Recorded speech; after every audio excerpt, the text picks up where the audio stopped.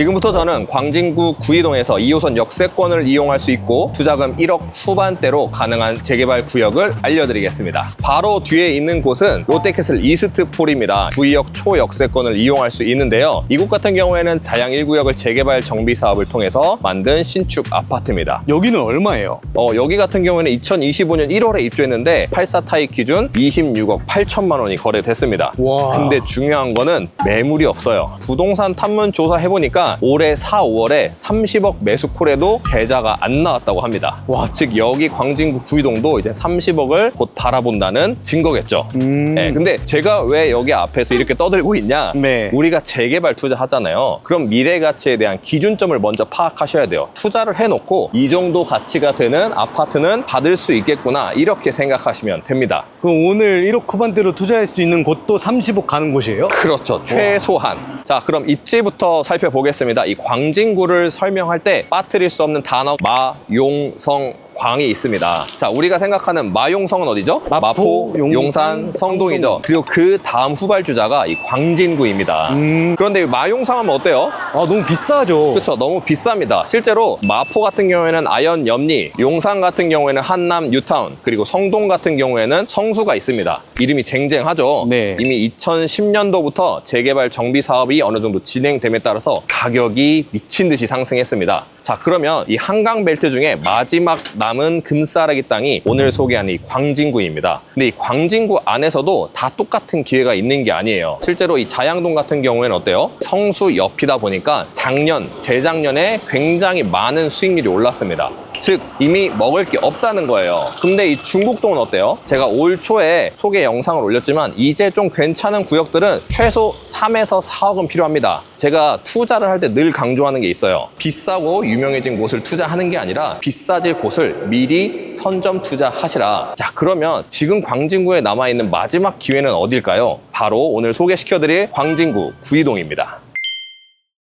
지금부터는 구이동이 왜 지금인지 제가 좀 알려드리도록 할게요. 자, 우리가 부동산 가격을 상승시키는 대표적인 5가지 요인이 있습니다. 일반적으로 한 이 5가지 중에서 2~3개만 엮여 있어도 아파트 가격이 미친 듯이 상승합니다. 근데 미리 말씀드리자면 구이동은 5가지가 다 포함됩니다. 이 5가지가 뭐냐면 첫 번째는 교통입니다. 그리고 두 번째 일자리, 그 다음에 학군, 그 다음 자연환경, 그리고 마지막으로 개발 호재까지 이 5가지가 골고루 섞여있는 알짜배기 입지입니다. 자, 첫 번째 교통부터 볼게요. 2호선 구이역이 갖고 있는 이 교통적인 내용이 굉장히 알짜배기입니다. 이 구이역 바로 왼편에 뭐가 있죠? 성수가 있습니다. 그 아래에는 잠실이 있어요. 근데 몇 분 만에 가시는 줄 아세요? 몇 분이에요? 5분 만에 갑니다. 5분이요? 자, 이 성수에는 뭐가 있냐면 SM 본사가 있고 현대 글로비스 그리고 젠틀몬스터 본사 등 다양한 본사가 굉장히 즐비해 있고, 잠실엔 뭐가 있어요? 롯데타워가 있고 현재 잠실 마이스 대규모 복합단지 사업이 지금 진행되고 있죠.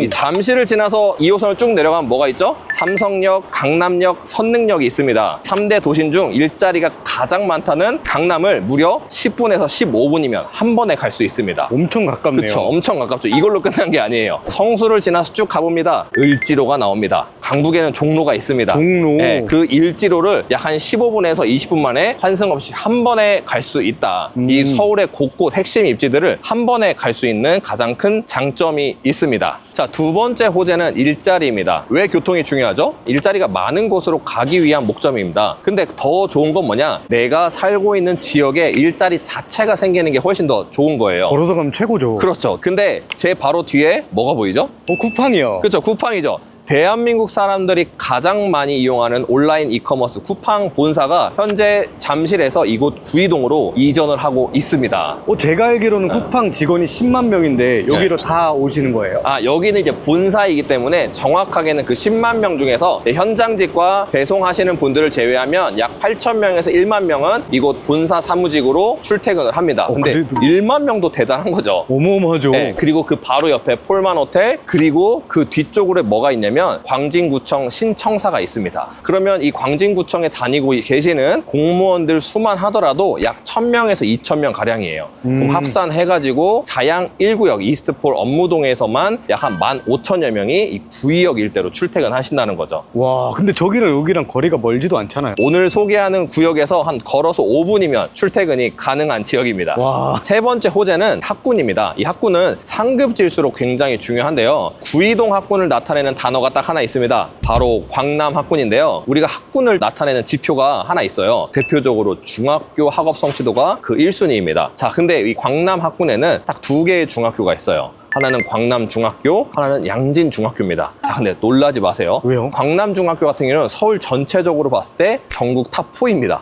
양진중도 26등입니다.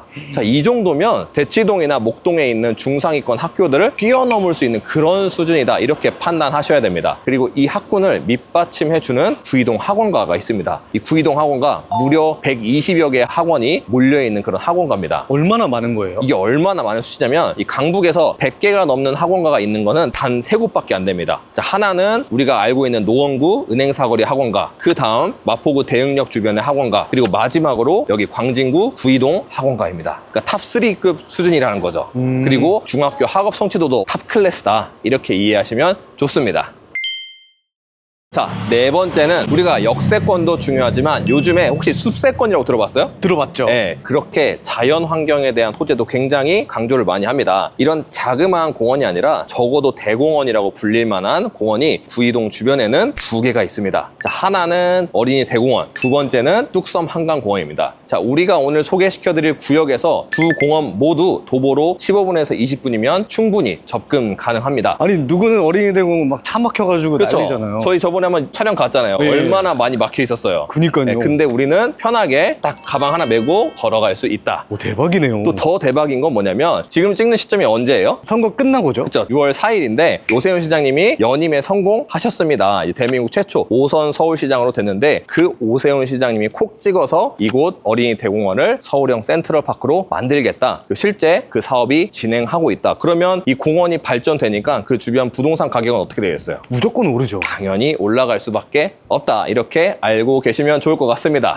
자, 마지막입니다. 개발 호재입니다. 이 구역에서부터 남쪽으로 쭉 걸어가다 보면 강변역이 있죠. 그 강변역엔 대표적으로 뭐가 있죠? 동서울 터미널? 맞아요. 1988년도에 지어진 거예요. 엄청 오래됐네요. 엄청 오래됐죠. 교통시설로서 이제 너무 붐비다 보니까 올해 말부터 동서울터미널 현대화 사업을 실제로 진행하고 있습니다. 그게 어떤 사업이에요? 이게 현재는 단순하게 교통시설로만 하고 있는데 이것을 철거를 하고 교통뿐만 아니라 문화, 업무시설, 그리고 주거 기능까지 복합적인 공간으로 탈바꿈하겠다. 지금은 되게 낮게 있죠. 5층짜리로. 이곳을 39층으로 높이고 그 안에 업무시설을 높이는데 이 업무시설에 뭐 들어오신 줄 아세요? 뭐 들어와요? 이마트 본사가 들어옵니다. 그리고 스타필드도 들어옵니다. 현재 이마트 본사는 종로에 있는 이마트 타워에 이제 있는데 2033년까지 임대 계약을 진행해 있고 동서울 터미널 현대화 사업이 2026년 하반기에 착공이 시작되면 한 31년에 마무리가 됩니다. 시기상 맞물리죠. 33년도에 임대 계약이 끝나면 이마트 본사가 이곳 동서울 터미널로 이전을 할 예정입니다. 근데 이 구역에서 동서울 터미널까지 걸어가면 12분이면 딱 도착하더라고요. 아, 진짜요? 네, 제가 다 확인해 봤습니다. 와. 제가 오늘 말씀드리는 모든 호재는 다 도보로 이용할 수 있는 호재입니다.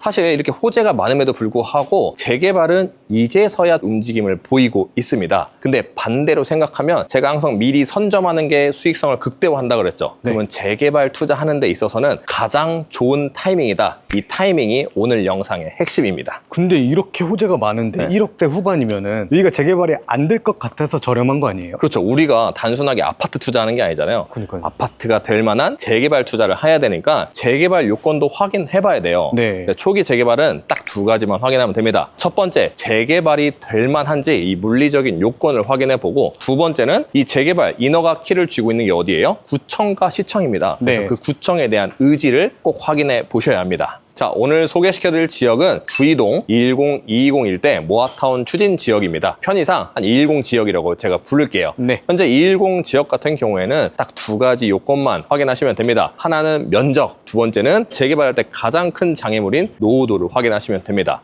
자, 모아타운에서 면적 10만 제곱 이하면 됩니다. 자, 해당 구역 같은 경우에는 약 2만 6천 제곱미터로 이 면적 기준은 충족합니다. 자, 근데 가장 큰 허들인 노후도를 봐야 됩니다. 이 노후도는 20년 기준 50%를 넘어야 되는데요. 210 구역 같은 경우에는 무려 66%입니다. 오, 높네요. 굉장히 높죠. 노후도 때문에 이 구역이 깨질 염려는 전혀 없다. 그럼 이렇게 물리적 요건이 맞는 건 확인했어요. 네. 자, 아까 제가 두 번째 구청의 재개발 의지를 확인하라 그랬어요. 가장 중요한 포인트를 제가 짚어드릴게요. 이번 6월 3일 지방선거에 따라서 구청장도 연임이 됐습니다. 자, 그 말은 뭐냐? 이 선거 결과가 좋고 나쁨을 떠나서 광진구가 진행하고 있는 기존의 재개발 사업 기조가 바뀔 일이 없다는 거죠. 자, 그러면 재개발 사업하는 사람들에 있어서는 이 불확실성이 하나 사라진 거예요. 그쵸. 그러면 이거 자체가 굉장히 좋은 결과로 받아들일 수 있습니다. 근데 이거는 사실 지방선거에 따른 결과잖아요. 그쵸. 가장 중요한 거는 공식 문서가 있어야 돼요. 어떤 문서요? 우리가 이제 재개발할 때 공식 문서 참고해야 될 거 도시계획 문서라고 하죠. 이 광진구는 딱 두 가지만 확인하면 됩니다. 자, 첫 번째는 2024년에 수립한 광진구 저층 주거지 관리 방안입니다. 두 번째는 2040 광진 플랜입니다. 광진구가 재개발을 이렇게 저렇게 진행하겠다, 그 방향을 알려주고 있는 공식 문서인데요. 이 두 가지 문서 안에 구역 상단 안에 있는 구이동 저층 주거지를 정비 사업을 통해서 변모를 하겠다, 그 내용이 이미 공식적으로 들어가 있습니다. 그럼 거의 확정인 거네요? 그렇죠. 심지어 중곡동도 이런 도시 계획을 통해서 지속적으로 진행이 되고 있고, 구이동도 이제 시작을 하고 있다. 즉 뭐예요? 재개발 초기 타이밍을 맞출 수가 있는 거죠. 그리고 이제 가장 중요한 건 뭐예요? 사업성이에요. 아, 그쵸. 그렇죠. 사업성인데 지금 알 수는 없어요. 네. 물론 대략적으로 210 구역 같은 경우는 약 700세대 아파트가 들어설 예정이지만 이 부분은 제가 좀 더 세미나에서 자세하게 다뤄보고 이 사업성을 증명할 수 있는 사례가 있습니다. 어디요? 아까 이스트풀 보셨죠? 네. 그 옆에 한양연립을 모아주택으로 성공한 센트럴 아이파크가 있습니다. 약 215세대 아파트이고 가로주택 정비 사업을 통해서 모아주택 1호로 성공한 사례입니다. 즉 시장에서 여기 구의역 일대의 정비 사업에 대한 사업성을 이미 증명을 한 거죠. 근데 이 모아주택을 모아서 만든 게 뭐예요? 모아타운입니다. 아. 좀 더 크게 만들 수 있는 게 이곳 210 모아타운 추진 지역인 거죠. 네. 그렇게 이해하시면 좋아요.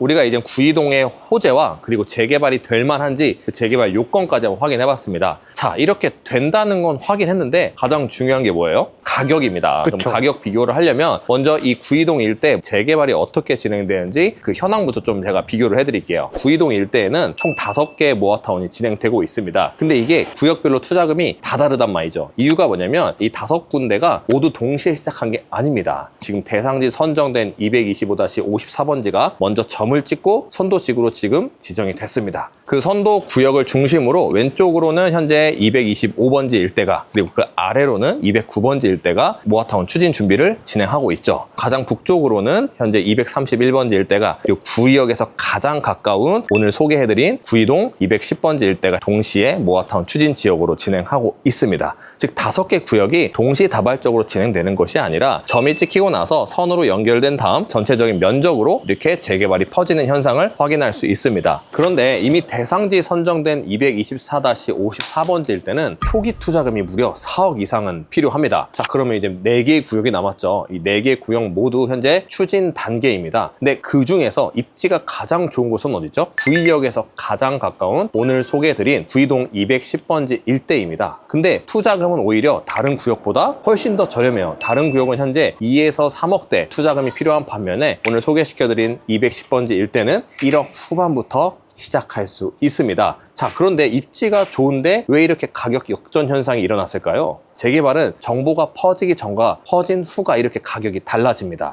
즉 반대로 생각하셔야 돼요. 지금이 선점 투자하기 가장 좋은 투자 타이밍이다, 이렇게 생각하셔야 됩니다. 입지가 좋은 데는 가격도 더 빨리 올라가나요? 그렇죠. 입지가 좋을수록 가격이 훨씬 더 빨리 올릴 수밖에 없어요. 그러면 우리도 대상지 선정이 되면 갭 투자금 4억이 아니라 5억 그 이상의 수익을 볼 수 있게 되는 거죠. 즉 지금 지각비 물지 말고 선점할 수 있는 적절한 투자 타이밍이다, 이렇게 생각하셔야 돼요. 그럼 입지 좋은 건 알겠는데 동의율은 어떻게 해요? 동의율 굉장히 중요하죠. 자, 그런데 모아타운 동의율이 2024년 7월부로 바뀌었습니다. 예전 같은 경우에는 동의율 30%만 모으면 대상지 신청이 가능했어요. 그러면 어때요? 무분별하게 막 신청을 했습니다, 과거에는. 그렇기 때문에 모아타운 악명이 이때부터 시작됐어요. 근데 이게 신뢰성이 낮아지다 보니까 서울시에서도 야, 이거 안 되겠다 해가지고 2024년 7월부터 동의율 자체를 높였습니다. 그래서 현재로서는 토지증 소유자 60% 이상 동의율이 필요하고 면적 동의도 50% 이상을 거둬야 대상지 신청을 접수해 줍니다. 자, 그러면 반대로 이렇게 반박하시는 분도 있을 수 있을 거예요. 야, 그러면 동의율이 이렇게 높아졌는데 대상지 신청되는 거 너무 어렵지 않냐? 제가 그래서 항상 초기 재개발 투자하실 때 동의율을 유추해 볼 수 있는 게 뭐라고 그랬죠? 공동주택이 많으신지 단독주택이 많으신지 꼭 확인해 보라고 했어요.